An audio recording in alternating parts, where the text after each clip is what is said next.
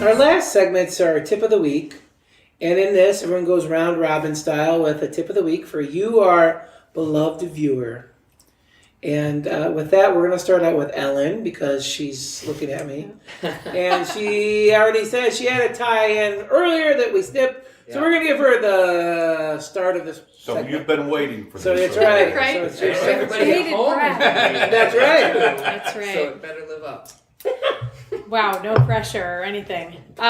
So my tip of the week is to think about your business in a different way in terms of your capacity to grow. And I have a great example. A business owner that I've been working with for about a year now has, in 1 year, more than tripled the size of his income, of his gross revenue for the business. And this year stands to double it from there, from what he did last year. Good problem. And the way in which he's been able to do that is to go from kind of flat organizational thinking about, this is my industry. He happens to be a carpenter. So rather than being a carpenter that's on the job, he's moving up a level and going to becoming a general contractor. Mm-hmm. So he's now contracting people out to do various parts of the work. And he's taken a couple of really key people in his organization and made them employees instead of contractors.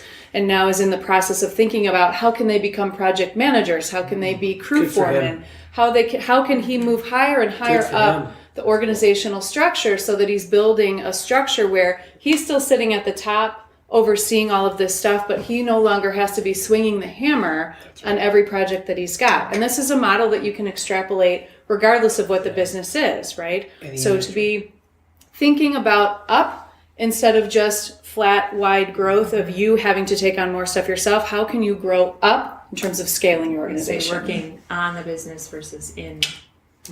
There you go. And that's hard when you start out as a solo It absolutely and is. you'll run into this, right? Yep. No. Where you do it all, and it is difficult with the work coming in because you feel like it's all you You're can the do only to one that tread can, water, right? Yep. But you to gotta then delegate. create space. And that would be, can I go to mine? know I guess, yeah, that's right. where We'll we're just gonna take it, yeah, okay, it's all good. And that's why the squad is here. So my tip would be, an associate of mine actually wrote a blog on this, and it was all about creating space, but I think it piggybacks very nicely off what you're saying, which in order to think about how you're going to, scale your business or work on your business versus in your business, you have to actually create space in order for that to happen. And that's where I'm struggling right now, because I'm at that point where I know I need to do that and have some ideas about what I would like to do, but I've got to almost block off days in my calendar and put the out of office message on and forward the phone. Exactly right. Because Coach is gonna call it. yeah, it's like you. I mean, my spouse and I are really busy. We've got 2 young kids. Time is really a precious commodity, especially right now.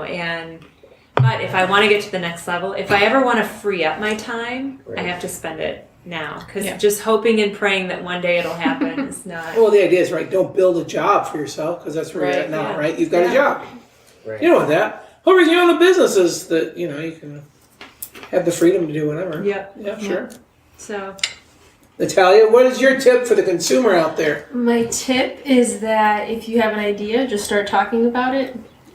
Talk to anyone, really. Whoever your friends are, whoever your family is, whoever, you meet at a coffee shop. Just start talking about what you're passionate about, what you want to be doing, and be really open to criticism and positive feedback.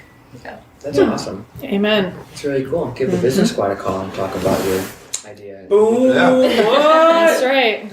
So my tip of the week is I talk about it a lot more in a blog post, which will be contacted here, because otherwise I can talk for 15 minutes. So there'll be a link. But every single word matters.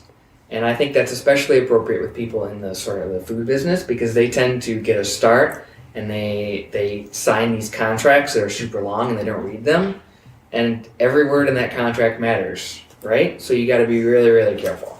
And that blog post has more information.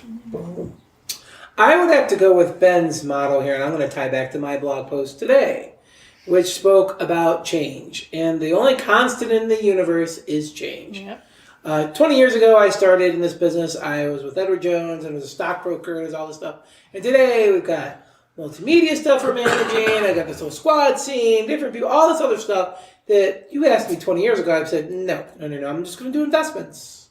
But today, to do what I like to do, these are all pieces of that. And so for you, contrary to what you think, financial person who's watching this, because I know some of you do, is that you have to be more creative and more open and more flexible to the industry as a whole, because it is changing at such a rapid state. And that's that way for any piece of the economy as a whole, the gig economy, the 1099 economy. You're in the age of the entrepreneur. This is it going forward.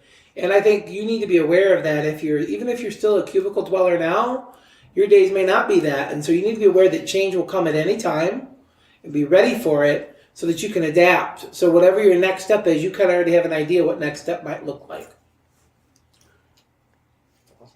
Mine's simple. Get out and smell the roses. We live in Michigan. It's 45 degrees and rainy and cloudy and shitty right now, but the sun has been out. I've been in it. It's great. Is it It's good. There you And stop. Take a break and get re-energized, because spring is here and this is it. This is the time. That's Right time on. of year. So There you go. enjoy. And with that piece, I will close with a very simple quote by one of my favorite people on the whole planet.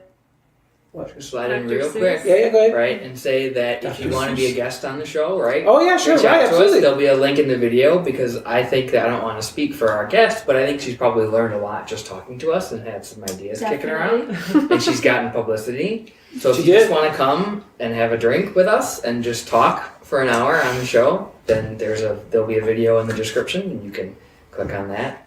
From the legal eagle's mouth to your ears, may it all manifest. I don't think eagles have mouths, right? Well, they do. An eagle. They got to eat. Yeah. They have a beak. It's a mouth. It's a portal to their mouth. Food goes in. The beak's the hooky part. See, this Where is were what we? law school does to you. The They beak just is- make you just throw away. The beak's Where the- like, they don't have mouths. They have And beaks. with all of that, I will close.